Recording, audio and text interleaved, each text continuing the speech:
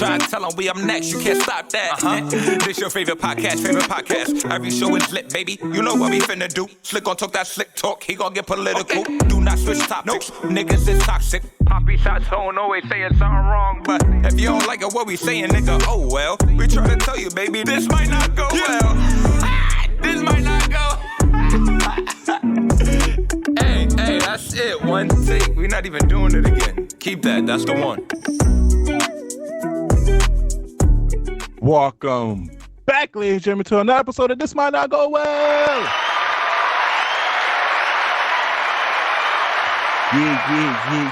Yeah. Episode 227, we in the building. You already know who it is. It's the host with the most, B Breezy, aka Poppy Sazon. Yo, it's your boy, Jamie Tox. Baby. Yo, what's going on, everybody? It's your boy Slick. How y'all feeling out there? Yeah, you already know your boy is back. Pot Sazon is back. But you know, before we get this episode started, you know what you gotta do.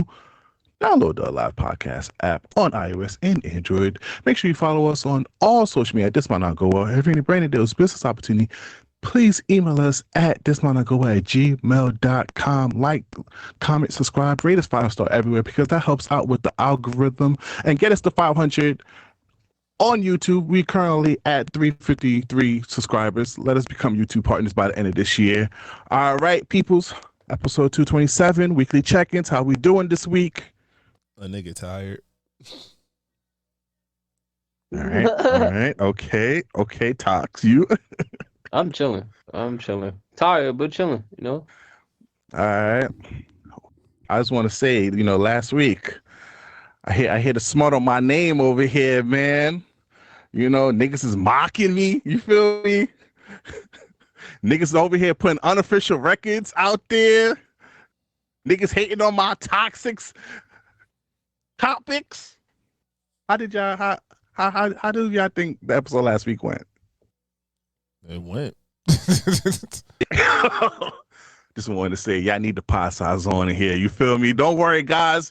Your boy, the one and only, is back to turn this motherfucking thing up. You already know the vibes, though. But, guys, before we get started, Slick, I can't believe last week I missed last week's episode, Slick. I should have canceled my plans because October 14th, why is that a special day, Slick? Isn't that the anniversary of our first episode? We 5 years. Nothing, anything, girl. I used to quit every 2 weeks. I'm tired. I told you. I almost did. Go on now. We 5 years. October 14th was the day we released our first episode, and now we're in episode 227. You feel me? I'm happy about this podcast. I'm happy that Jamie Tox joined us too. You feel me? Even though last week I wanted him to turn up in my absence, but I appreciate my boy for coming in on this podcast and everything. Episode 227, 5 years of doing this. We only miss a couple episodes a year, not more than 10, honestly, a year, which is great for us. And we started this during the boom of podcasts, and as you can see, a lot of podcasts ended. Some in bad, some in good ways.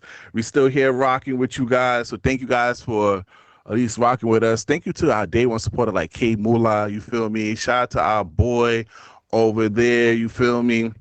Shout out to Requiem. Shout out to Rome. Shout out to anyone who blessed the podcast. You feel me? Shout out to X for the theme song. Facts. Shout out to him. Come back, though. We need you, though. You feel me? Failure to report. We need you to come back, brother. You feel me? Shout out to anyone who just gave us some criticism. During our, they try to put some smut on Slick and I's name. I'm attaching you to it too, Slick. Don't try to deny yourself. You was there with me. We went through if you listen from day one, you can see how we have grown as podcast hosts. Nick, are you listening to something while we recording? Are you talking to me? Yes. Damn. Yo.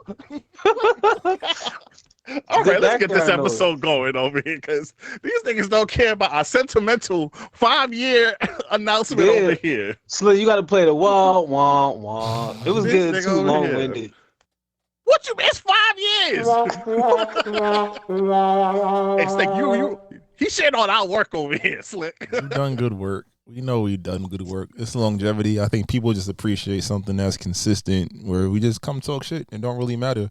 We can't talk as much shit because they deporting niggas, but at the same point, facts. it's like a time capsule to be able to go back and play old episodes. Listen to I always, you know me, I don't listen to the episodes till we get to that end of year maximum toxicity situations. So it's always a good thing to kind of review and go back to those moments. Hey, yeah, shout out to y'all if y'all still rocking with us from day one to day, what is 5 times 365? Whatever that massive crazy number is. Facts. Over 2,000 days of content and whatnot. We having a good time. We having a good run. We appreciate y'all. And, you know, more to come. Still not showing face, though. This nigga here. Anywho, Tox, I know you officially joined this year, but you've been a supporter since day one. You have anything to say to the audience? It's been a great time to bless you guys with my presence and my voice. Let's get to this. Give it all the toxicity for the people. All right, guys. We did the weekly check-in, but this past week we was up AUA for UA Homecoming. How y'all feel about Homecoming? I heard what y'all said in the last episode about, you know, niggas don't want old niggas at Homecoming. Did y'all get that feeling when y'all came back? When the universe shows you a sign, sometimes you got to listen and follow it. Word, because that university is trash. Oh my God. I told you, niggas. You be there every month though. So we thought it was because you like bro man from the 5th floor. You be in every episode, so you can say that. Don't do that.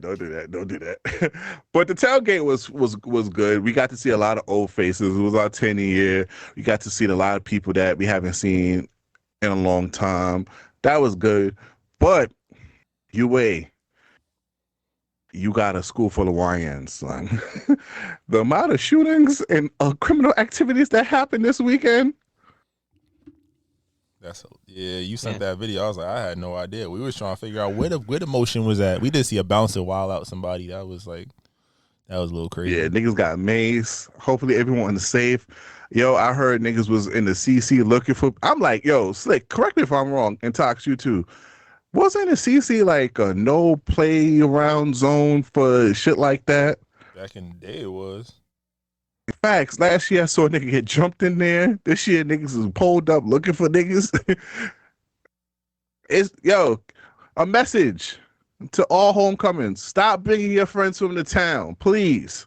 Because this not only happened at UA, this is happening at mostly a lot of HBCUs too.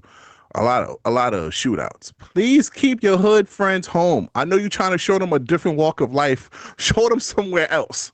Okay, we niggas with careers and degrees over here, please. I'm just trying to have fun and see some old friends. I'm not trying to sit here and duck behind the cars because you niggas don't know how to handle emotions. Okay, that's fair. But niggas love college though. It gives them something to get away from. Facts, because a hood nigga love a smart chick. You feel me? Like, especially you Queens niggas. I swear to God, a lot of Brooklyn niggas used to fuck with a lot of Queen women because they love thugs. You feel me? I don't know. Something about that, the opposite attract with that too. But shout out to everyone at homecoming though. You feel me? Shout out to Queens. Shout out to the town. But Slick, Tox, what's your thoughts about Al Sharpton being an informant to the Popo with the mafia and everything, guys? What's your thoughts? That was the least shocking thing that happened. Can I just say before we get into topics? Normally we record an episode and then once we literally upload it, crazy stuff happens. Mad stuff happened today. So that's the only reason I'm here. I looked at the docket and I was like, I guess I can go talk about this. But yeah, Al Sharpton being an informant is actually like, it makes sense. Because he's been talking shit for a long time. But we always be like, where Al Sharpton at a time like this when something really crazy happened. And, you know, he organized a little march. He be on the news. You know? Lost a little weight, you feel me? You know, like, he was the first nigga on Ozempic. That's crazy. But nah, that's wild behavior. But at the same point, it makes sense. Like, how many famous black people that speak out have a run like he's had? You really think about it. A black activist, nationally known, on TV shows, on ABC, on World News. As we can see what happens with the news and the media companies, who really runs them joints. So for him to be co-signed on there, it makes sense. Versus like a Mark Lamont Hill or somebody else that, had prominent roles, but they got in trouble for saying something. You feel me? So definitely does make sense in the grand scheme of things. Son. Shout out to Al Sharpton, you feel me? Clean up the streets. Take down these mob bosses, music sets, and more. You feel me? All right, guys. Also on Twitter, there's something that on TikTok that's been trending. Have y'all heard of Group 7? Like 6, Group 7? sex? Like, wait, Group 6? I said Group 7. Oh, Freak Bull. He on his Diddy shit. Anywho, have y'all heard about the TikTok trend Group 7? Nope. All right, guys. This is a creative way, and I want to hear your thoughts. Can you play the first video, Slick? For those who don't understand what is this Group 7 thing going on, I'll explain it to you. So basically what happened was that this girl made 7 videos, I think it was yesterday or the day before, and she separated people in groups. And the 7th one was the one that happened to blow up. So basically, she's doing this for marketing for her music, which I think it's brilliant. Like, kudos to her, for real. But it's so interesting to see because it creates this us versus them. So essentially, this show was just kind of promote her song, right? All of a sudden, she made these different group videos all over TikTok and social media. Now everyone is claiming these groups and separating themselves. Are you guys part of Group 7? So Group 7 is the most popular one now. Everyone is saying they're Group 7. Fuck the other groups. Are you guys willing to join Group 4 with me? I don't think I'm in any groups. I don't even know what the hell this is talking about. Yeah, I still don't even know what's going on. I don't understand the hype. No, the hype is people just like to separate themselves in the society now. So just because there's a group, niggas want to be exclusive in that group and promote that group is like a mob mentality type of thing. No, we've always known that though. So I mean, guys, so we gonna start our own group, guys. You know what? On our TikTok, I'm gonna create 4 groups. All right, give me 4 group names. I'm not doing that. This nigga here, this is why we never will grow. This is why we never will make it. Now you just trying to put us in a group. You just trying to make a new group and put us in a group. Yeah, nigga, come on now. Like, yo, matter of fact, I'd be part of Group Head Demons. You feel me? So, if you want to be part of my Group Head Demons, oh, that's why we couldn't find you on Saturday. What you call it? Toxin. Well, are you Bronx. the head demon? You the head demon? No, Toxin Group Bronx over here. You feel me? Because you got House. the Bronx over here, and then Slick over here. What do you? Slick is group. Where do you get this narrative? Slick is in Group Stucci. You feel me? Because he love a good stud coochie. You feel me? Yo, so where do you get these narratives? Yo, hey, they make narratives on me every day, brother. Join the club, okay? But the narratives on you are correct. The narratives on you are correct, though. So we got 3 groups you can join for us, guys. Rep your groups in the comment section. We got Group Stucci. That's Slick's group right there for all the stud coochie lovers. We got Group Bronx. Group Brooklyn. You feel me? Group Bronx over here. Shout out to the dirty Bronx. You feel me? Group Brooklyn. Matter of fact, what my group would be over here. You feel me? Shit. Group No Bitches. Oh, of course. You feel me? I'm team Bad Bitch Fumbler. Shout out to Group Bad Bitch Fumbler. You feel me? You ain't go. I live in my truth, Tox. I live in my truth. Okay? You not scared. What?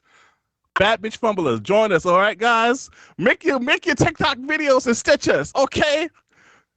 You niggas ain't trying to pod. Anywho, Slick, in political Slick news, Slick, what's your thoughts about... He don't live here no more. Remember? About our boy Cuomo talking about $2,300 rent is for poor people. That nigga called me poor. That nigga said you struck that shit. You know what it is? And he says he paid what, $8,200? I thought it was 78. So whatever. It was some absurd number that should never be paid by regular folk. I think it speaks to the general problem in the city when a lot of the high ranking officials and people that want to control the city, they don't know what it's like to be an average everyday person who's pulling $60,000-$70,000 a year and trying to make it work. When you equate $2,300 rent to a poor person, that's the majority of the city, if they're lucky. When you think about the number of shelters in New York City, the number of food deficiencies, the number of home housing scarcities, what the overall market looks like, it's like to even say that shows how tone deaf you are. And we already know he's kind of put his tail between his legs and aligned with the whole, current regime in the sense that like you have pro-Trump pages rooting for him and like, you know, trying to create engagement for him. And it's just something that's just like, come on, bro. We used to fuck with you, bro. We just gonna let the little booty grab slide a little bit. And then you just come out of left field on some real, like, you just disconnected. And I think for Mamdani, again, democratic socialism is something that we like, considering the implications that it has on people that are doing well and, you know, have put themselves in a position to succeed or at least be able to get by in today's climate, especially in New York. It does you have to question some things. Where does the money come from? You're not going to tax the 1%. Like, their money is not even in accounts for them to really be to tax at that, right? So it's going to be a focus on who's getting it. Is it going to be what's the impact on six-figure earners? For us that work in different industries, how are our industries and our personal lives, how are those impacted, right? But when you tell somebody, yo, the mayor pays the same for rent as we do, or in that same ballpark, a number, or like, you know, for him and his wife, like, all right, you an average everyday dude. We gonna see what you're talking about, because everybody else that's been in charge has moved in what's in their best interest in their I don't want to say their circle's best interest. And Cuomo's obviously shown he's a switch sider. Oh, you muted. I don't know where he thought that 8,200 was gonna hit. I think he was trying to shame homie, and like you said, tone deaf, nigga, 8,200. You thought that was gonna slap me. He said it, he said it like a drop the mic moment, Slick. Like he just like, you taking rent from a poor person. Like, bro, poor person. When you really, like, again, there are people that are saying like 8 people to a 2-bedroom or 1-bedroom apartment trying to scrounge together $2,000 to make sure they making ends meet. You feel me? You think about Section 8, you think about SNAP benefits that's about to be cut going into the holiday season. It's about to get nasty out here. So for him to even, like, again, what are you doing? You already lost your party's primary. What are you doing to endear yourself to people? Like I've said it. I said it here last week. I've said it in conversations. Curtis Sewell had the best debate to me. He's unapologetically himself. Right? I don't know if he's going to lean too far into this capitalism. I don't know if he's going to lean too far into this socialism. But respectfully, this might not go well. Like, I like what Mamdani stands for, but I'm like, how do you make this happen? How many red flags are you going to have? And then even thinking about his beef with Trump, how does that translate into the everyday New Yorker? We already seen that ICE agents have been deployed to New York City. We've seen they just ran down in Chinatown, right? How are you going to navigate and work with that, right? And that's the scary part. We do need to stand up to oppression and whatnot, but at the same point, is like, what does that look like? What role does inexperience play? Like, it's gonna be interesting to see what those numbers. Like, I think he's still gonna win, but it's gonna be interesting to see like how things progress from his victory. I agree, man. Shout out to the people fighting. Niggas thought New York was sweet. Protesters been fighting back. You feel me? So shout out to New York real quick. That's the problem, because that's what, again, this administration wants. They want the vision, the videos, and the systems of violence to declare martial law. And be like, oh, this is what it is. You've seen the president just declared he wants the DOJ to pay him what, $230 billion or $230 million, whatever it was, in taxpayer money because they investigated him. It's like, what are we doing? But Slick, political Slick don't live here no more. Yeah, facts. All right, let's get to some celebrity news. Yo, did you see AB's post on his IG? I ain't cared about the nigga since the last time he won a fight. When was that? Like 10 years ago? Facts. And when he got kicked out of It Is What It Is show. But no, you cared about this man is a wild dude, bro. So he went on his IG story, and I sent this in the group chat. He basically gave answers to some of the best and worst sex in his life. So he said, question was, who gave you the best sex in your life? He gave Ruby Rose, Yasmin Lopez, the Double Dose _ twins, Britt Reddy.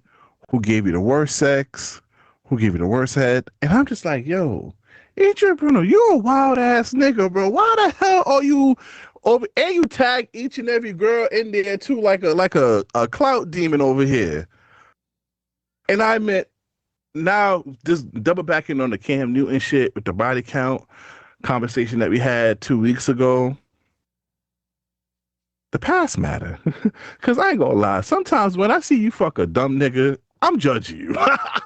hey, y'all can attack me all y'all want.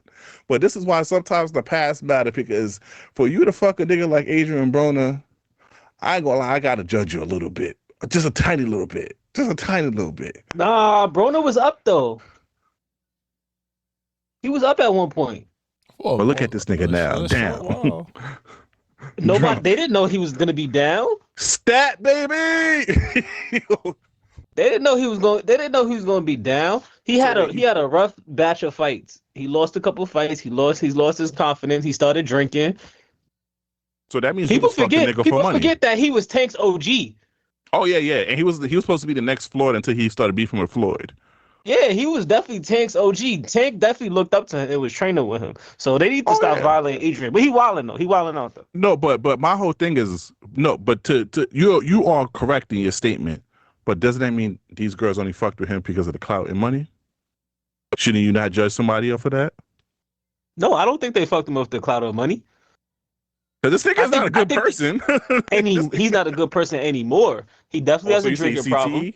He definitely has a drinking problem, and he probably has a drug problem. And the fame went to his head. Shout out to Tory Lanez too. That would happen. So that nigga was wilding. I can't blame him. Now I blame him because he's ugly. He ugly. Okay, we potted. Yo, the nigga spelled his name with an E. His name is Adrian. He spelled it with an E. Nah, that's the reason why you. All right, that's why you got me. All right.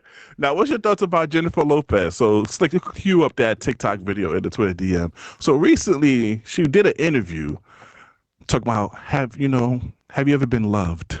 But I let this person on TikTok explain it, guys. This is the definition of girls don't be taking no accountability. What is that? Hold on. Jennifer Lopez is a delusional chaos demon, and in response to her recent interview on Howard Stern, her ex-husband came forward and told her stop lying to everyone about not being loved and that she cheated on him. Do you think you've truly been loved? No. No. And do you think you really have experienced loving someone? Yes. You have? Yeah. And when you can't get that love back? What I learned, it's not that I'm not lovable, it's that they're not capable. They can't. All right, this bitch is. All right, you cut it off right there, Slick. Can I just say something? Go ahead. She's in the running for an Oscar nomination, so she's about to do a lot of press, and I think this is some of the best acting I've ever seen her done. But carry on. Carry on.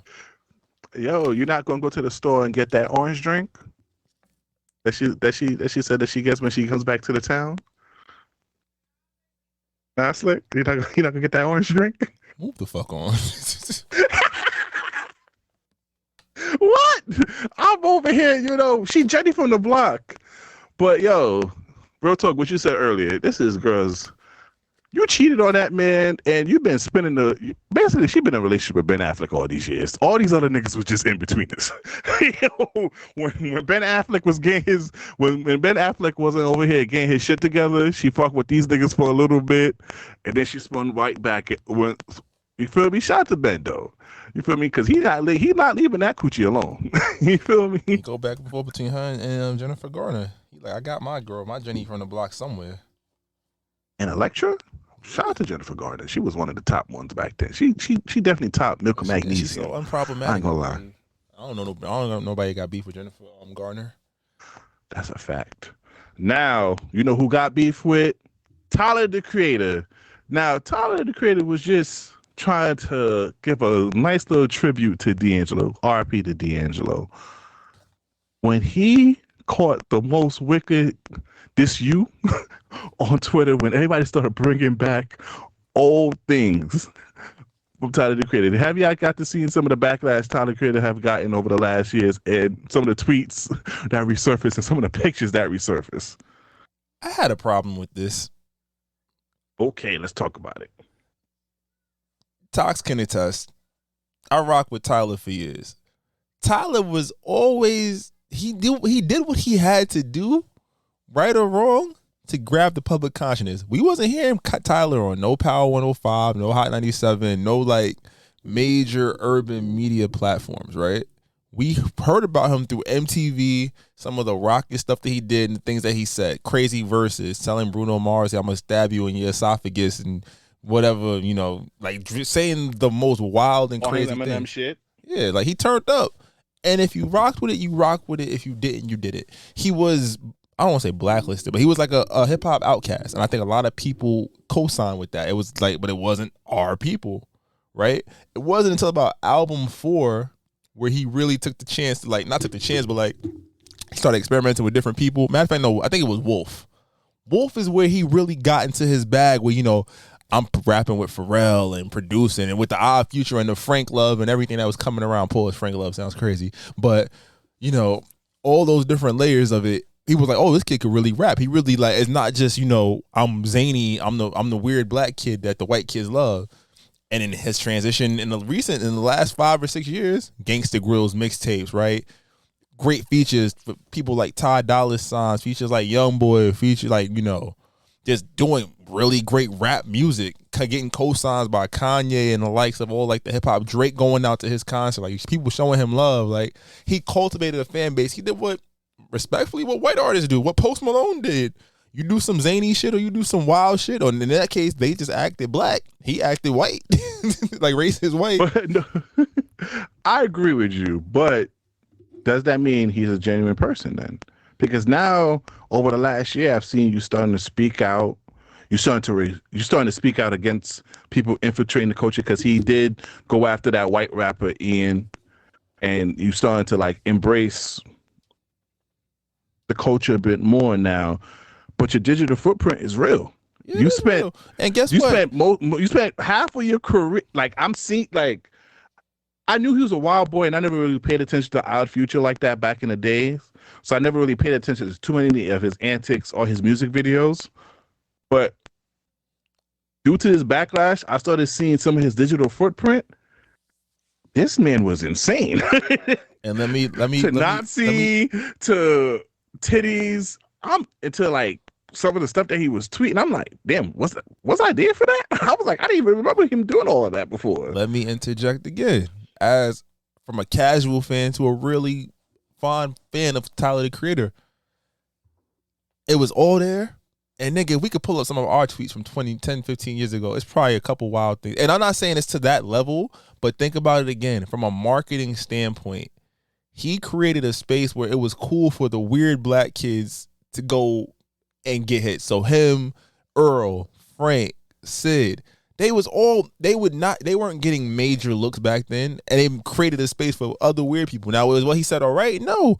But again, in that era, there was no cancel culture. It was all straight, I'm going to just be a dickhead. I ain't gonna lie, some of the shit he needed to be canceled for. I'm sorry. But there was no such thing. I'm looking at some of this shit and I'm like, but that's in this era. That's like going back to looking at like early 2000s shit that people was doing. It's like if back in the days you dropped a F-bomb or whatnot back in the days, like all these, because that was what it was. Nah, this nigga had Nazi shit, watermelon, blackface. He had niggas. He had whiteface hanging up the signs doing a salute. That's something totally different. But to that point, did he know? Again, at 18, did he think he was going to be considered one of the top 10 hip hop acts in the world? Yeah, but I think what people have a problem with it. This is not coming off of out of nowhere with him.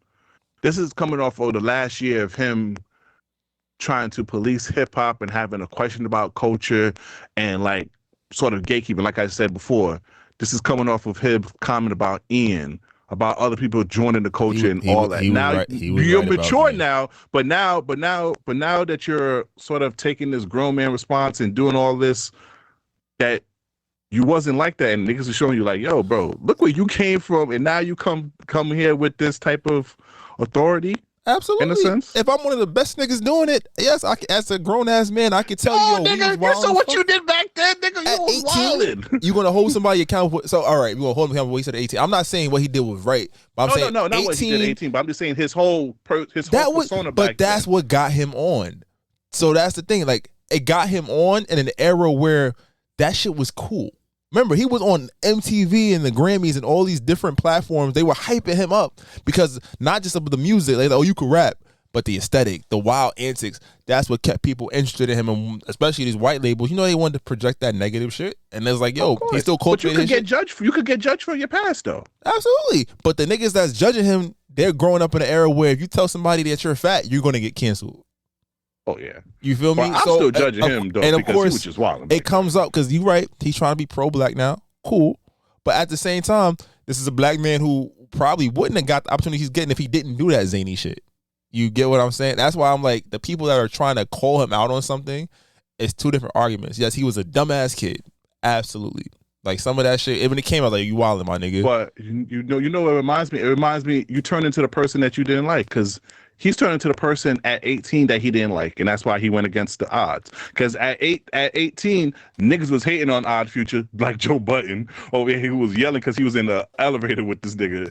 Every old head wasn't fucking with Odd Future, and he rebelled. Now you becoming that old head nigga and doing the same thing too. So you kind of grew up to the person that you kind of rebelled against when you was younger. Joe Budden was a hating ass nigga. Let's keep it a book. Joe Budden. But shout out to Earl Sweatshirt. Those skits with Joe Budden in that vest is still he hated great. Them. He hated them fucking skits. I again, I'm sorry to keep going. I'm leaning into the space. Like there wasn't room in the space. He created a space for like that zany type of music. So I think I appreciate that, and I think that it's just one of those things where it's like, hey, yeah, social responsibility didn't fucking exist for real when you think about a lot of artists coming back from 10 years ago. For him to grow up and say, yo, he's coming from a pro-black, I'm talking about D'Angelo, I'm calling out niggas, and I'm like, yo, I had to do this zany shit, but my bars was like, oh, like, that's me. Like, I'm still dropping bars, I'm cultivating. It's a lot of instant noodle rap right now. It's a lot of niggas that's chat GPT and they shit, a lot of niggas that's plants out here. And it's like, I'm gonna tell y'all about it. Like, at least we can say Charlie was rapping. He had some shit. Oh yeah, the Odd Future was a very talented group. They had the Internet, they had Earl Sweatshirt, they had Frank. They about to put out a new album. Talented group. Internet really got one of my top 10 albums of all time. But I just want to say, yo, kids, your digital footprint is real, even more real than it was back then. So how you try to get on? Because I see a lot of motherfuckers, especially these content creators, getting on by doing these outrageous public pranks and stuff. Yeah, that might put you on right now and get you some bread, but hey, not everyone's gonna be Tyler the Creator. In a couple of years, you're gonna be broke, like Kevin McHale. Let's get to it. Kevin McHale.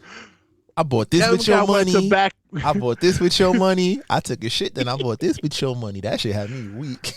So as you can see, K-Mac went to Back on Fig. Shout out to my boy over there, T-Rail and Smack over there. He was over here crying, drooling, because he's on EBT, and he was asking Chris Brown to send him $25K for the song that they made back then. This went viral to the point where even Young Thug was going to send him $25K. It's like, yo, call me, before he got that call from Chris Brown telling him, nah.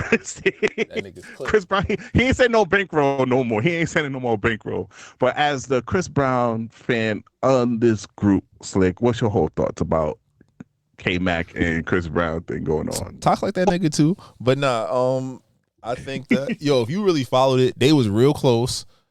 This was during Chris Brown's dark era when, after the Rihanna situation always come back. He got deuces from K-Mac. K-Mac, if you listen to the In My Zone tape, Volume 1, K-Mac had a lot of production credits over it, as well as Fame and Fortune. But they had a falling out. It came from like K-Mac wanting to do his, from what they said back then, it was like K-Mac wanting to do his own thing. Chris trying to direct him as an artist, and he wasn't really hearing it. He picked up Eva Pigford. He was on the come up. He had some good tapes. Yeah. They fell out. Shorties was following him too. I believe the rumor has it that he sold a lot of his music catalog, so he was already paid for a lot of these songs that he's talking about. And again, if we're thinking about like mixtape records, this is the era where you weren't getting paid for mixtape records, right? Not saying that he might have, like I said, if he wrote No Bullshit or like I forget which songs he has credits on, he should have been compensated. But that's business that you handled X amount of years ago, or you take it to the courts. You feel me? Everything went to shit when I saw him clown Chris Brown and Bryson Tiller, because Bryson Tiller gift Chris Brown a Lamborghini. You know what this nigga said, Slick? He called him. Oh, you give this nigga a car. Oh, that's your daddy. You gonna ride, basically riding dick. How you 2 or 3 weeks ago clowning the nigga and making fun of him, basically insinuating gay allegations, then going on a platform and crying for $25K. And then, Slick, you got stopped on an interview. You got stopped for an interview in the streets, and you basically told everyone that you blew through $8 million. Nigga, there's no sympathy for you, gang. There's no sympathy. I know you have mental health issues. I know that. I know you have mental health issues. But bro, you're not getting no sympathy on this side. Because first of all, it's not even like you trying to make amends with Chris. You was just basically cursing this nigga out, calling him gay and shit. And now you're on the platform calling for $25K. Like Chris Brown said, you can't walk on burned bridges, gang. Stay your ass that way. I'm all with Chris Brown way what he said with this nigga. That's a fact. That shit funny. Nigga told him, I bought this with your money. I bought this with your money. This not the first time they beefed before anyway. Yeah. K-Mac had some shit to say about him like years ago. He told him like, if Chris and now did this nigga something, beefing with Mario now. Oh, but what's your thoughts about this too with K-Mac? He said that some of these singers can't sing. So he put Patti LaBelle. What, you said Patti LaBelle can't sing? Some of them can't sing. Hold on, let me get the list. Because let's get this going. He said, Mario can't sing, and he challenged Mario to a sing-off. So do you think he could get Mario in a versus? No. Nah. First off, you think about a versus, he's got Deuces, he's got his verse on Strip, which he rapped. You think about, again, popular songs that people know. The mixtapes, the Eargasm series was dope, but how many people know it? Mario with the vocals, unless you like, we gonna sing the same song, like we gonna sing classic R&B, right? That's not the way that works. But nah, it sound good. Mario's long, he's grown past the days where he couldn't sing. Yeah, and that's what I'm saying. And I'm just like, wait, you're coming after legends, saying that these certain legends can't sing, bro. I guess this is what you gotta do to get famous, and I guess this is his Tyler the Creator moment. Bro, just do what you gotta do, gang. Just get your bread. All right. On the recent Joe Budden podcast, they was debating whether these artists ruin R&B songs. So they put like artists like Ludacris and Kendrick Lamar. So I have a question. You can agree. You can answer that if you agree if Kendrick Lamar or Ludacris ruin R&B songs. I asked 2 questions for you guys. Which artist makes an R&B song great or fuck it up? Say one more song. What rappers can ruin or make an R&B song good? Any. Sometimes they just throw a nigga on the song. It's like, because he hot, and it's like, this not even the type of shit he be talking about. Nah, because like if you put Finesse 2 times on R&B, I don't know if I want him in an R&B track with an R&B singer. You know, back in the days, like as a rapper, you try to get that R&B singer and hop on a song with him, and they either hit or miss. Like 50 Cent and Nate Dogg, like that's a good mixture. But you don't have no artists, no rappers that will make an R&B song good in this day and age, in your opinion? That make a song good. I mean, Drake's still gonna make it hit. Dot make it cold. Nah, they say Dot fucks shit up. They say Dot fucks R&B songs up. He ain't fuck up how many drinks? He ain't fuck up what's the 30 for 30 with SZA? He ain't fuck that up. That was a rap beat. I ain't jacking that. But I would say Jid. Jid, I don't know if I want to hear Jid on an R&B song though. I feel like he could do it. Or Earth Gang. It depends. Like if it's like Atlanta rap. I think West Coast artists do great on R&B songs in general, because I think a lot of West Coast beats kind of fits that melodic thing too. But New York rappers do great. Like A Boogie is a good rapper who does great on R&B songs because he's very melodic. But on to other music news. DJ Academics has claimed that Drake is going to do a big time interview with an artist. Now he alleged that NBA YoungBoy wants to do the interview with Drake. Do you think this should be a good idea on Drake's behalf to have NBA YoungBoy interview him? Now let's make it claim NBA YoungBoy is having a year with sold out concert. You see what's going on in New Orleans. He's popping right now. Do you think this would be a great interview on Drake's behalf? It could work. I think it's something out of the box. I think it's something that, you know, like you said, young boy, he got the air of the youth. He got the air of the streets. One thing that came up was Drake's street cred, and like, you know, is it cultivated, is it manufactured or whatnot? And they had beef before. Yeah, so you say you have Drake and Youngboy do something. That's something that people will talk about. It's gonna get a lot of traction. And if the first interview Drake does post beef, it's gonna do traction regardless. But if he's gonna use it and kind of also fit the narrative, like, yo, I be co-signing the young niggas that's coming up, and even though Youngboy's already established, but like trying to take it mainstream with him, why not? But the critics are saying you got to sit down with someone from the culture that does this, a hip hop journalist. That's what the critics are saying. He can't they don't want no more Bobby interviews.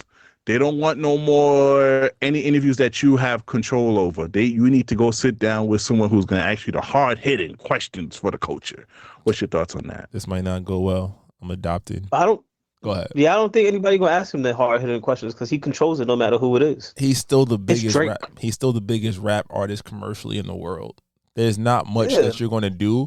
Like his quote unquote weak project is the best streaming project outside of like Taylor Swift of the last year and a half. So that's why I just want you to say that. You feel me? Whatever. I'm just going from the standpoint of like, no matter how you feel about him personally, shit not moving. Like he doesn't owe anybody shit. Even with the label, they can try to suppress or do whatever. He's gonna put the project out with zero radio support. He did what, 250, 230, whatever it was, and that was a collab album. Nobody knew what to expect. He's going to do a proper project. I'm pretty sure the songs that he's already released aren't going to be on the album to begin with. Maybe what did I miss as a bonus track. So we got Drake. People want to hear what he got to say. It doesn't matter. He runs this shit still. With that say, welcome back to OVO Slick. Let's get to sports. Okay. Shoot, what's good with this guy? This guy's sick. Nah, talk. Stay over there. Mr. Boom, bop, bing, bop, bang. Okay. This guy's sick. Let's get to sports, man. The NBA Mafia ring, guys. Oh, man, they're saying that Gilbert Arenas has his informant snacks. What's your thoughts about the whole gambling situation? Slick, break it down for us. This shit came out of out of left field, but it's definitely one of those things. It's like, yo, bro, what are y'all doing? Like Chauncey Billups, brother. If you're uninitiated, the FBI has arrested Chauncey Billups. They've arrested Terry Rozier. Apparently, there's other people involved. Former NBA player Damon Jones, and part of an illegal gambling ring. They talking about they were working with the mafia. They had like see-through tables or like X-ray tables or something. It's real crazy. Gilbert Arenas is playing into it like, yep, I'm a snitch. Say whatever you want to say. Jones. Yeah, so it's a little nasty out here.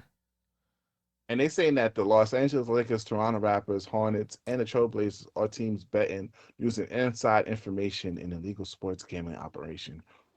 What is going on? What is going on? Because Chauncey Billups, you made a good amount of money over the course of your career, and now you're an NBA coach. Not for long. And Terry Rozier, there's reports that Terry Rozier had people bring over, I guess it was $200K because he knew that he was injured and bet under. Mm-hmm. Somebody put out a tweet. They said, yo, I think Chauncey Billups was just a shitty coach the way he was sending people for the whole half. Nah, he knew the fix was in. Yo, for $300K, gang, $200K, you give up. You made over $26 million over the course of your career, Terry Rozier. You know who's happy right now? Malik Beasley. He made 126 because he signed what? He signed for 90. First he signed for like 64, then he signed for 90 off his rookie. He's just wrapping up the extension. He cooked. That contract about to be voided. He going to jail. Yeah, Malik Beasley, you better clean up everything you got right now, delete everything right now before your name get brought up again over here. I don't know what's going on right now. Oh, just in Vanderbilt and Gabe Vincent are being investigated now. I think that's a joke because niggas want they want their contracts voided too. Oh, okay. I'm about to say, I don't know who the hell. Now they at LeBron now. They're looking at LeBron's old tweet, which I'm finding funny on Twitter right now. They're looking at everybody's old tweet and be like, yeah, nigga, we got you. So, yo, Don't be like MPJ's brother right now. Clear up everything, shut it down, delete everything, clear digital footprints because they own it. Now, what's your thoughts about them saying that this is Donald Trump's revenge and that he's gonna go at the WNBA next? We gotta see. He ain't getting nobody that was really talking shit that matter. Only reason I could say that if it was that case is because they said that the NBA had no idea until after the arrests were made. That's the only thing I could see it being, in that respect. But we'll see. All right, we're gonna see. NFL, get your shit ready. I saw ESPN moving their ESPN Gamble logo. Niggas got their eyes on you. Nah, bro. The funniest shit, they was like back in the 90s, they just made a nigga go play baseball for a year. Now y'all got whole federal stings. What's your thoughts about Cam Reddish going back to college as he might accept an offer from Louisville? It's a joke. It's a fucking joke. Because the kid from it's a joke. It's impossible. You can't do that. But they're saying that that's what's going to happen next because you are unaware. Recently, I believe London Johnson, he was in the G League for 2 years. He's going back to college. He never technically, I guess, accepted pay or whatever. I don't know how you go to the G League and you're surviving that way, but whatever. We'll digress. Anyways, some NCAA rule states that like now that he can play. So now it's like you got guys that play pro. We've already seen it with the European players, guys that have been playing pro from like 17, 15, 16, 17, them going to major college programs. It's almost like what are we doing here? The NCAA is supposed to be an interscholastic like athletic division. Kids, teenagers are supposed to be playing. Young men. When we talked about the Final Four when Duke lost, it was a bunch of 18-year-olds playing a bunch of 30-year-olds from the hood. These niggas had whole families in the crowd. They had something to play for. You feel me? So it's like I've spent that been my gripe with college basketball. I'm never going to outwardly hate on somebody getting the opportunity to play, but you shouldn't be 20. It's like you shouldn't be 27, 28 in college playing 18-year-olds. You shouldn't be a former pro going to play college, you're basically stepping down, trying to build up your NBA stock like that. If you chose the pro route, you got to go the pro route, in my opinion. You feel me? And there's a lot of options. There's China, Europe, Australia, the G. Like there's a lot of things before like going back. I think you're seeing a lot of veteran college coaches like Calipari. Who else? Michigan State, Tom Izzo, very upset because it's like, yo, bro, what are we doing? It's not the name of the game. It's bad enough if you paying a kid to come to your school, he don't get the minutes he wants. Somebody else throws a bigger bag, he can transfer and play the next season. Like that shit is dumb. That's not what it's supposed to be about. So I don't like it. Yeah, that's great. Maybe I'm in a minority. But now, what's your thoughts about Stephen A. still talking about LeBron James and do you think Carmelo is wrong for having Stephen A. on 7 p.m. in Brooklyn talking about? This is one of the most interesting things about Stephen A. right now. He's had not necessarily him, but his hosts have been quitting and coming up in scandals and things like that. Sports talk TV, like I said, this podcast. There's so many different ways to consume sports media. It's like, all right, cool. You might be the last of a dying breed. Like you have traction, but what are you doing with it? Are we going to care about you by the time this contract is coming up so that ESPN repays you? This is something that's big. It's the biggest, one of the biggest top 5 athletes in the world.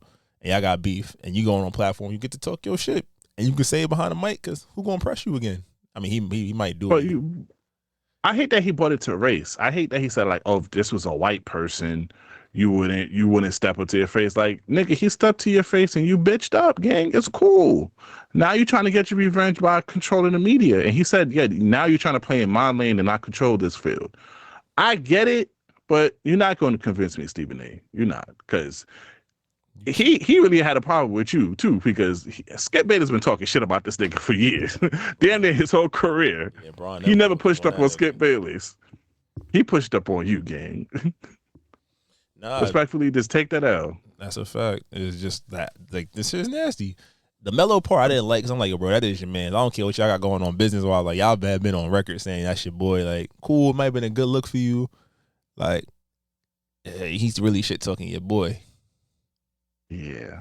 And you asking him that on your platform. I don't mind you interviewing Stephen A. because Stephen A. is a big media person, so that does good rating, and he does do good interviews. But asking about LeBron, yeah, Carmelo, you ain't keeping it P. All righty, NFL recap. Tox, what's your thoughts, man? The Giants lost against the Broncos. The Giants let a team score 33 in the fourth quarter. RP, DT, you feel me? They did it in his honor. Jets. I ain't gonna talk too much about the Jets. The Jets not a real football team, so don't talk about not too much. Not too much. The Chiefs are still the best team in the league. Oh, come on! They shut out the Raiders, so the Chiefs are still the best Raiders. team. That's the claim to the fame. Geno Smith got more into than touchdown. He got shut out. I'm sorry, bro. What are you talking about? They're not the best team. Patrick Mahomes is the best quarterback ever. Rashee Rice came back, scored the first touchdown on the first drive. He said, 6-game suspension. Fuck out of here, Roger Goodell. Oh, my Lord. Talk about it. Hey. Tennessee Titans coach got fired. Tennessee Titans coach got fired, but we knew that was going to happen. So Cam Ward, he ain't getting Rookie of the Year. Oh, no. That's what? Never. Dylan Gabriel, I'm sorry, brother. I feel so bad for you, bro, because it's already hard to make it to the NFL and to be a rookie quarterback, starting rookie quarterback, and to have this many pressure because everybody thinks the nigga who's the third string is better than you. And everybody's rooting for him and rooting against you, even though you haven't, quote unquote, bro, ento yet, and you won the game last week.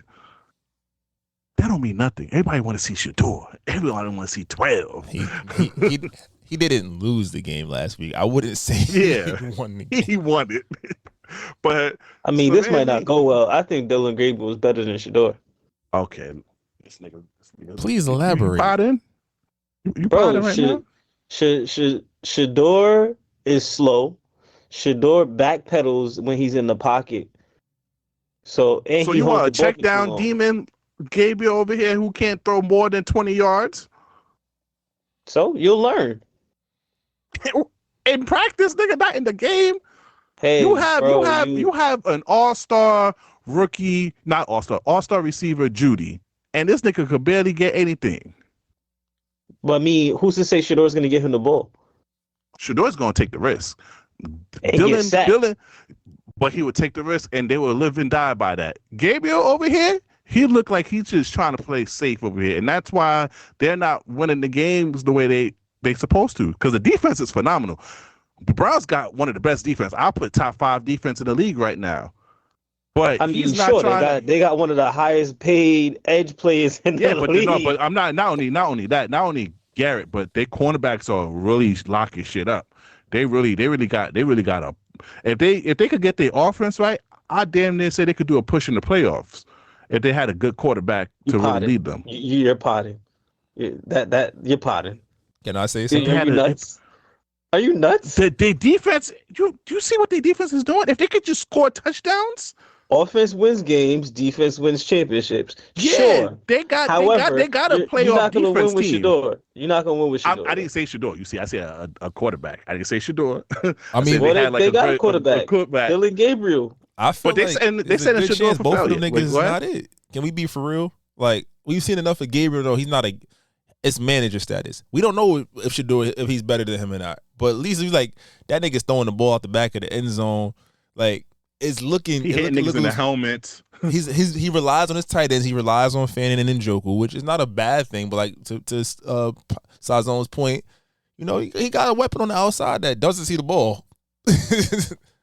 I'm not saying Shador is not gonna. I'm not gonna say Shador is gonna be this perfect quarterback, but Shador's gonna take that risk. From what I know from seeing him play in Colorado, he takes that risk, and I think at least the defense and the offense is going to respect him for that, because it's like, at least you try to make us win the game. I think Gabriel is trying not to do his bad in the game. He's not trying to win the game. He's just trying to make sure he doesn't do horrible in the game. But that's what you expect for a rookie quarterback.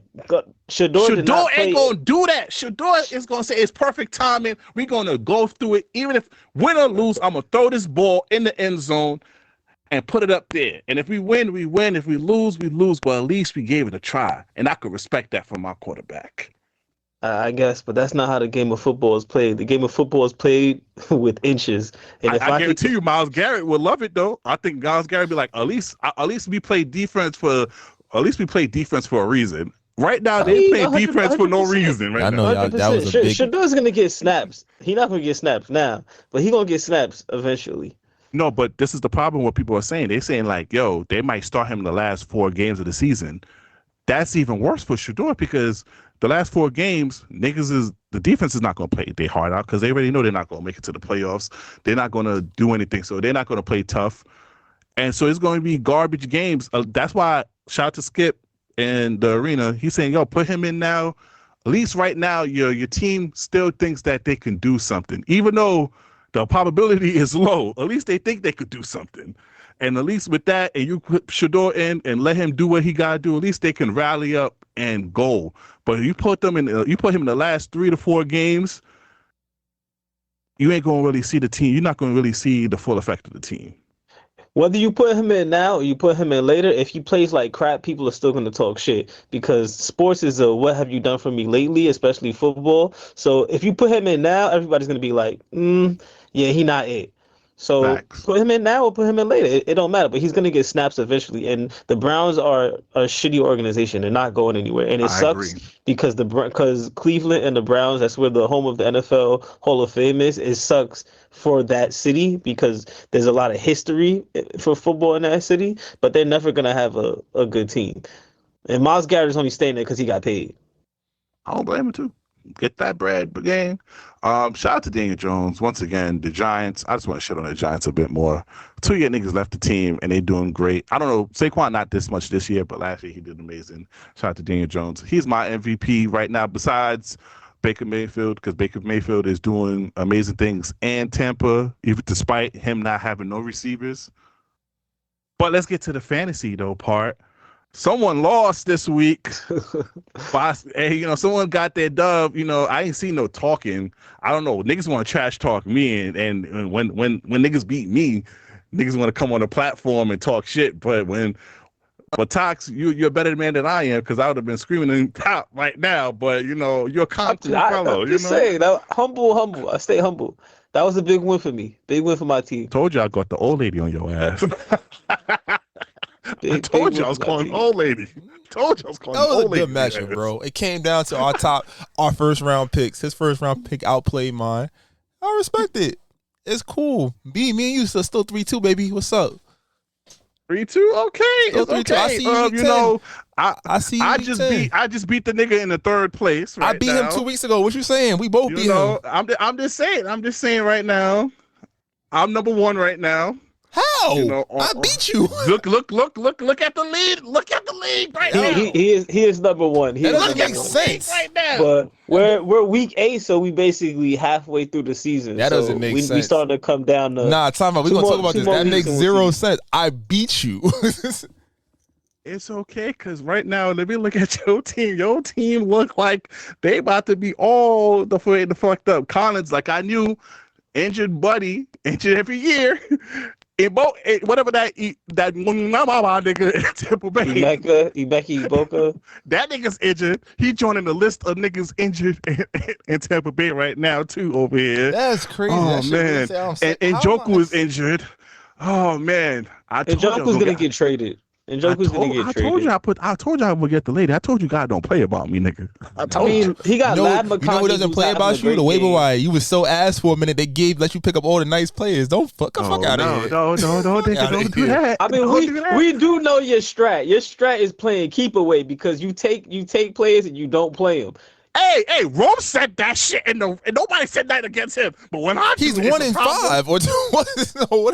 Yeah, he's definitely 1 of 5. But he has a sleeper team. His team is tough. It came down to the wire. I'm scared of him right now this week. I'm scared of him this week. I ain't gonna lie to you. I'm scared of him this week. Let's go, Ro. He might have a good chance. Let's go, Ro. Talking all that. That's what we do. You saying just because? But I did see some trades. Yeah, now you tried to trade rape. So. Get out of here. Cut it out. No, I wasn't. Not you. I'm talking about Tox. You sent the fair trade. I had to think about it. But what am I? Zach Ertz for Tyler Warren? It's a lot around it. Jalen Waddle had 3 points. You think I ain't peeped that shit? Miami ain't do shit.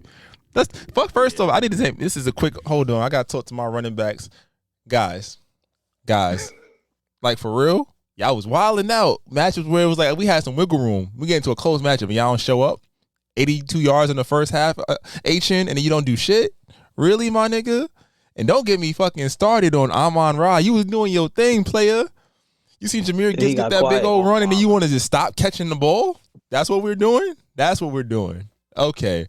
And, Egg Not Buka, gonna my lie. nigga. You might as well just told me you wasn't gonna play, dog. 11 targets and only 3 receptions. What was you doing?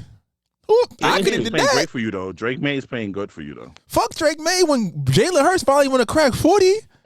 They was neck and neck. I was like, oh, this is all I got. All right, we had a good matchup. I looked. I said, there's no fucking way. Who else is catching my wrath? Nah, it's cool. It's all right. I pray if you beat me in basketball, I'm gonna have to turn my phone off for the next couple weeks because that shit's crazy. But respectfully, Brian, I watch can't. out right now because Herbert and Justin Jefferson is having a good game right now as we speak. He got 3 players. I got 1, and my 1 got 25 Oh, points. then yeah. Oh shit! And the kicker just missed 1 kick, so you might win this. Talk to me nice. It's Gus. Talk to me nice. Yeah. I mean, that's what happened. That's what happened last week, though. So it was a little up and up. Talk your shit, Ed. Talk your shit. It's all right. You won. I can't say nothing. You won. One person on this pod beat me. It's 3 of us. I just want to keep that in mind.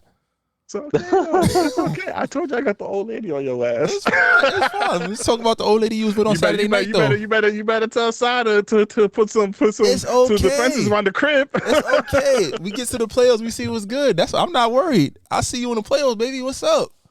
My basketball team is trash. Though. I ain't gonna lie. I'm looking at it right now. My shit trash. I ain't talking shit in the basketball in the realm until further notice. I'm chilling. And tell that nigga to give me LeBron. LeBron is out to mid-November. You keeping LeBron on the team for no fucking reason, gang. You keeping LeBron for no reason. OG had a good game. Shout out to the Knicks. We want to know. Shout out to the Knicks tape. But let's get to the song of the week. If you're listening to this on YouTube, please exit and go to your favorite streaming platform, preferably the live podcast app, which you could download on iOS and Android. And you can find our previous song of the week on Apple Music playlist or our Spotify music playlist. What we got this week, Slick? That was Masango Unhinged. You can find our previous song of the week on Apple Music playlist or our Spotify music playlist, but that's not what you're here for. You're here for the people's choice, the people's favorite, Slick. I could be toxic, but so what? You gonna love it here. Shit, fuck is you talking about? We have fun over here. It's very fun here. And it's fun indeed. Welcome, ladies and gentlemen, to the Taxi Service announcement. Shout out to Wendy. We saw her this past weekend. You feel me? Shout out to the girls of Heart of Moisture. I could be toxic, but so what? This Might Not Go Well podcast is sponsored by Heart of Moisture, your most trusted distributors in all things beauty. From hair products to wellness tools and more, we provide you with access to beauty supplies from wherever you are. Follow us on all social platforms at Heart of Moisture and visit our website at heartofmoisture.com. Let us know how we can serve your community when it comes to your wellness needs. Email us at admin@heartofmoisture.com for more information. Essentials with ease. Yeah, shout out to Heart of Moisture. Go support Black-owned business. All right, fellas, we got a couple topics here in the TSA. This first topic. Oh, pretty. This nigga here. What happened? We can hear your video, gang. This guy over here.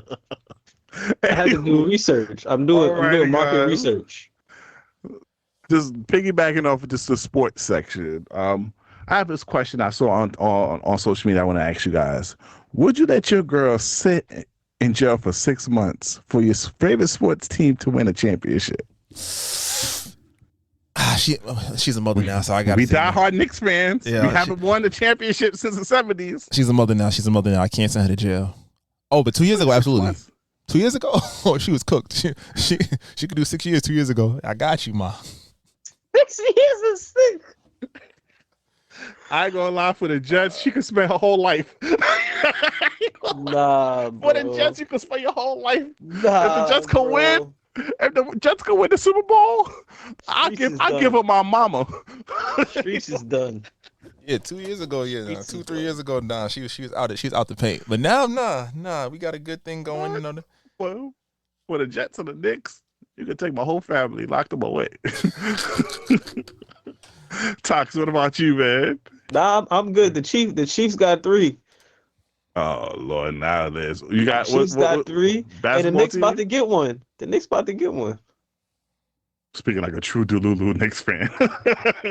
You know something's gonna happen. Hey, wait, hold on. Shout out to Mike Brown. I saw him put 11 players. Yeah, shout out to the Golden State Knicks. You feel me? That's some good player movement. All right, so Tyx over here want to pretend like he's not gonna send his girl to jail for 6 months over here. 6 months. That's a little 6 months bid. That ain't that much. You put a little something on her commissary. You feel me? For the Knicks to win the championship, come on, gang.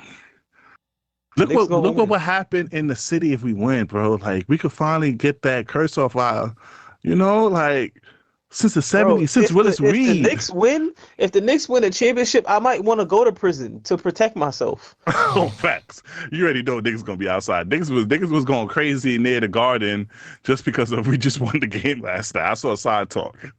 Yeah, they was going crazy because they won the game, the first game. They beat the Cavaliers. But facts. Imagine winning the whole chip. Yeah, I ain't gonna lie. I'm not going nowhere near Manhattan if we win the whole chip. But I ain't gonna lie, we gonna talk our shit the following year though. I'm definitely going to the parade though. Yeah, I'm calling out. If there's work, I'm calling out. I gotta go. Facts. As music lovers, I want you guys to answer this next question. Slick, play the video. All right, hold on. You know this shit don't be working on the first play. What song was it that made you fall in love with music? Like you heard it and you was like, oh my gosh, what is this? Like, what is these frequencies? What am I hearing right now? Do you know that song? Like offhand? Cisco, thong song. What song was it that made you fall? Okay, he boy is wilding for saying Cisco thong song made him fall in love with music. But what song in your opinion made you fall in love? You know what's funny? Fall in love with music. What's funny? That might be one of the top 3 because I had that CD. That is top 3. Word. For real? Hold on, I thought he was wilding. Nah, I did to that school, elementary school. I had the CD. I could tell you like my 4 songs or 5 songs that like as a youngin I remember, and that's like what I to this day like bought them on iTunes when I got my little iTunes gift cards back in the day. Download them on my Apple Music and my Spotify and all of that. Like the thong song, "Living La Vida Loca." Okay. You said gay, fuck you. I said okay. Oh, all right. What else? A thong song, "Living La Vida Loca." "I Want It That Way" by Backstreet Boys. Okay, I'm with you on that one. "Nice and Slow" Usher, and then Michael Jackson, "Rock With You." Those were the 5 songs I remember as a kid. I was gonna put that "Rock With Me" was in my top 5. Those are my 5 records where it's like I can genuinely like I remember hearing those in the house or like getting those as CDs. Matter of fact, Usher, it might have been You Remind Me. As I think about it, it might have been You Remind Me. Usher was Nice and Slow. 8701. I think I heard 8701 before I heard My Way. But yeah, those are my joints. Tox, what about you? I don't really remember, to be honest. Now you're not gonna put no Popcorn, no Vice Cartel, no Bougie Bonton. Popcorn, what like Bougie Bonton. You feel me? No, it wasn't me. Should they caught me in a canna? It wasn't me. Shaggy, that was one of them. And then Barris Ahmed, and then "Love of My Life" by Erykah Badu. Mm-hmm. He don't want to say the song that really let him fall in love with music. Slick. Well, you know what song he likes to play. What was it? I did a body that bro. T.O.K.? I mean, you're not lying. T.O.K.? You don't want to get canceled, Slick. T.O.K. It was an NSYNC song, but it was on a Disney Channel movie. It was like a NSYNC song that made me get into music. "Rock With You" was definitely one of mine. Cameron, what mean the world to you? Only reason I remember that my older cousin used to play that a lot. And then the somewhere from the tape, the Rough Riders Volume 1 tape, because my sister got that from the bootleg man on the corner, and I remember she used to play that tape, that cassette, and I had to get that. And I ended up my first ever tape that I ever bought was the Cain and Abel tape. I wonder what happened to that rap duo. And then the first album I ever bought was the Ludacris album, What's Your Fantasy. I don't know why niggas let me buy that, but yeah, Ludacris had to be there too. I ain't gonna lie, yeah. And then I just did my history after that too, because my cousin was a rapper, and he just played me all these old lyrical, miracle, spiritual shit.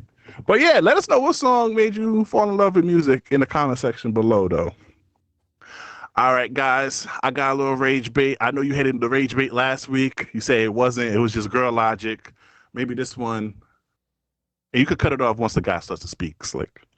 And, when we got to the place, he was like, it's raining. Do you want me to park you at the door? Or, how you want to do it? And I'm just like, no, it's cool. Like, whatever. Y'all, why this man stopped at the gas station and got me an umbrella? Yeah. So we could walk in the store and I didn't have to get wet. And when I tell y'all I never talk to that man again, because personally, I just want a nigga that's going to make me run. That's going to be like, ready, set, go, run. I'm so confused. What was he supposed to do? Was supposed to tell her 1, 2, 3, run to the car. She thinks it was bad for him to get her umbrella. So what? She wanted to live like a bum? What? Nah, bro. Get her out of here. Get her out of the paint, bro. Nah, she said it wasn't manly for him to buy her umbrella. They should have just ran to the car, live life in the thrills and risk getting wrecked. The nigga went to buy her umbrella because he was trying to be kind. The fuck? I hope that nigga never speak to her again. I hope he beat and never speak to her again. Hope he fuck her friend. Or her mom. Like, what's wrong with this bitch? Okay, this rage rate was better than last week's. So, guys, if it is raining and you with your shorty or you with a date because they was dating, I guess don't buy her umbrella. You're supposed to run to the car and get into the car as quickly as possible. All right, fellas. Don't put your jacket in the puddle. Don't get her umbrella. Don't be sincere, okay, guys? She trolling. OD. All right, as two guys in a loving relationship, I know you guys love your partners a lot. But, when you do go to restaurants with your shorty, do you like sharing your food? Yeah. Play the video, Slick. Are more than happy to share their food with their guy, but guys especially are protective of this. So why are you guys so protective over food? Now this concept just might divide us men down the middle. This doesn't make one side better than the other, but I know what side I'm standing on. Viewer discretion is advised. No, it's not that we like you don't want to share with us. Yeah, it's not that you guys are the only ones that want to share. We share everything with you guys, but no, I'm just talking about food. Yeah, but the problem is though when we ask you if you want food and then you say you don't want it, and then when the food shows up and you pick off of our plate, that's the problem. If it's one thing that will piss. Okay, guys, what's your thoughts? My girl, who want a pod? My girl got dietary restrictions, but it'd be the size. It'd be like, you ain't even ask for this, but we negotiate. We know what to order to be like, all right, if we go out with the intention is we going to split some shit. We talk about it beforehand. Okay, communication. I like it. I would be. When it comes to food, I'd be excited for my little meal. Like, don't be trying to pick on my plate while we saying grace. you that's by our heads. Thank you, Father, for giving this. So you hear quickly scraping your steak. You're like, what? Let me talk to Jesus first. Facts. What about you, Tox? I might be pussy because we split everything down to drinks. That has? Yeah, like if we both want the same thing, I know not to order the same thing. Well, I'll order something different just to try it. So we try different things. Oh, okay. What about if you just if she tell you that she's not hungry, do you still get her a plate? Yeah. Even if she tells you you're not.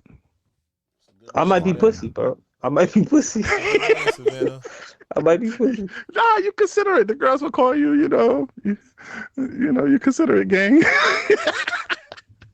What about because you? I know if she don't eat it, then I can eat it myself. Oh yeah, I do love a girl who can't finish her food. Oh, I love those. Be the best.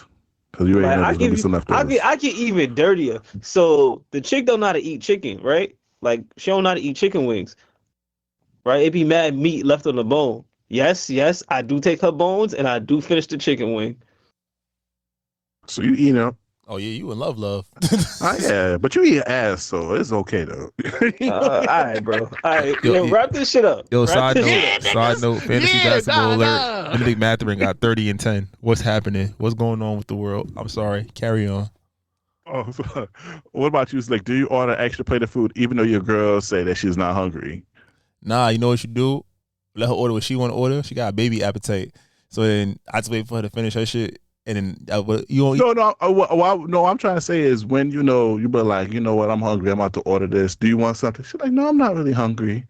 Do you still order like something on the side, or do you order extra plate? Because damn well once that food comes, automatically she starts getting hungry. It don't really happen in restaurants. It'd be like takeout and shit like that. But I just got to the point where I will order something extra that she could possibly nibble or dabble in around, if she needed a little later on. Okay, I'm respecting guys. That's take those tips, ladies and gentlemen, to a successful relationship. Now, guys, there's some new kinks out there in these streets, man. Here's from the Decision podcast, and I want to know if you guys are interested in these new kinks. The first one is figging. Is the act of inserting a piece of ginger or hot chili pepper into your ass to produce a burning sensation. I can see that.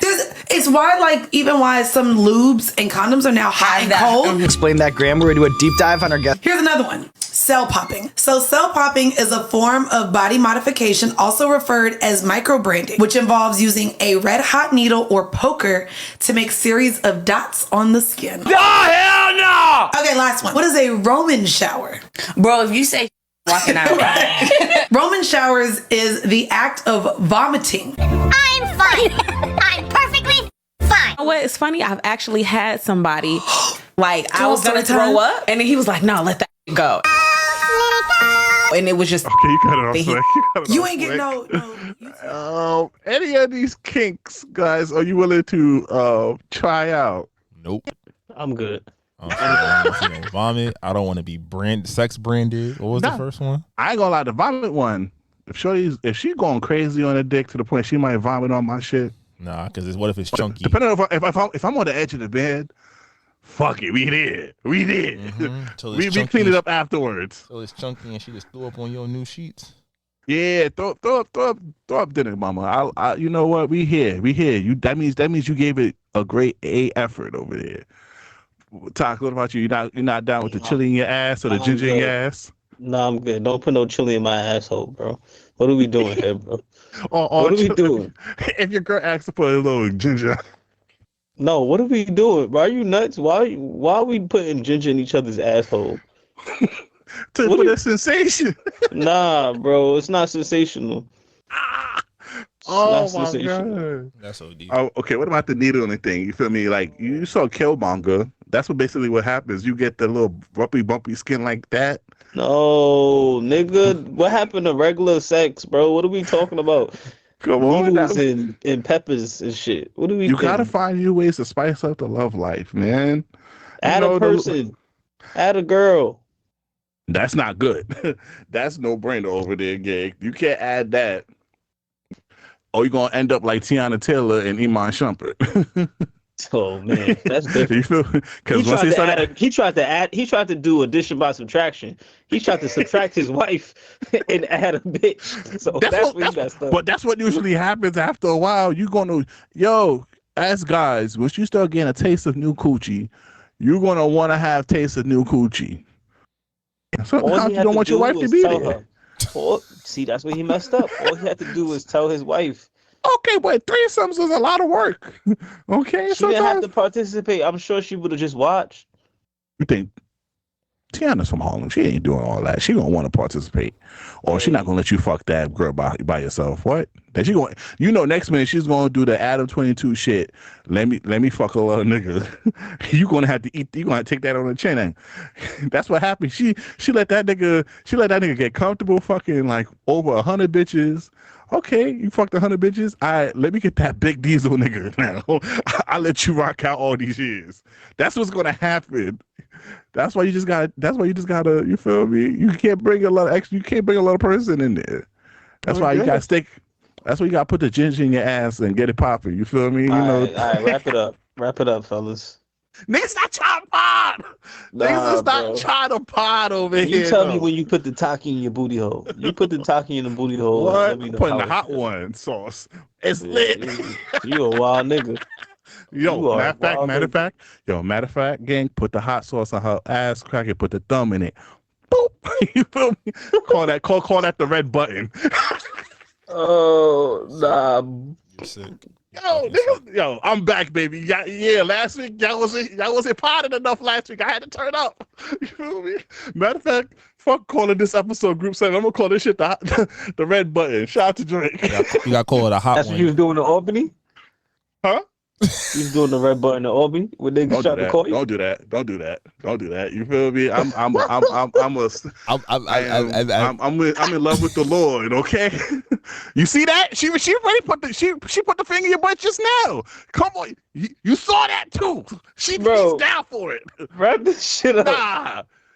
Yo, I'm gonna tell her get the hot ones. You feel me? Matter of fact, what you want? You want Tabasco? What you need, baby? I got it. I'm gonna ship that over to you. Tabasco ready. I'm gonna ship it off to you, gang. Get freaky. You feel me? Let's get to our choose one. All right, this week's choose one. Would you rather have a partner who insists on blindfolding you every single time you have sex, or a partner who insists on restraining you every time you have sex? Choose one. Restraint. I like to watch. No, she's restraining you though. Yeah, I like to watch. Restrain me. I want to see it. I want to see everything. You fuck around, go through your phone. I take the blindfold. I don't like being restrained. But I ain't gonna lie though, I can't be blindfolded. Like, all right, 1 or 2 times, I'm like, okay, this is cool, but I'm like, I need to see something though. You feel me?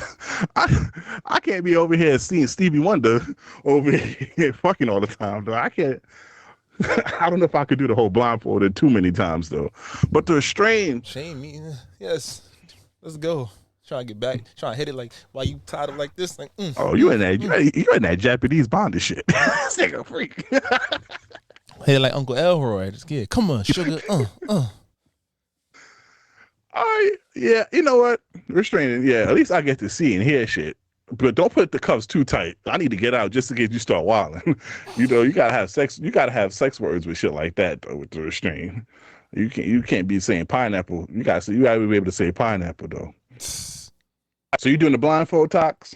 Blindfold. Taking the blindfold. Yeah.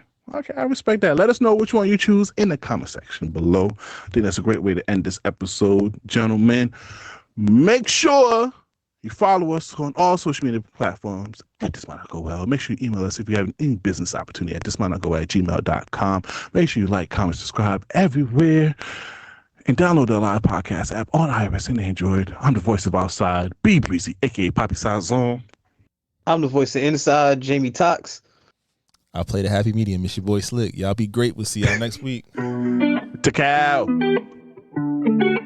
Distinct beats. Try to tell them we up next, you can't stop that. This your favorite podcast. Every show is lit, baby. You know what we finna do. Slick gon' talk that slick talk, he gon' get political. Okay. Do not switch topics, niggas is toxic. Poppy shots don't always saying something wrong, but if you don't like it, what we saying, nigga, oh well. We try to tell you, baby, this might not go well. This might not go. Hey, that's it. One take. We're not even doing it again. Keep that. That's the one.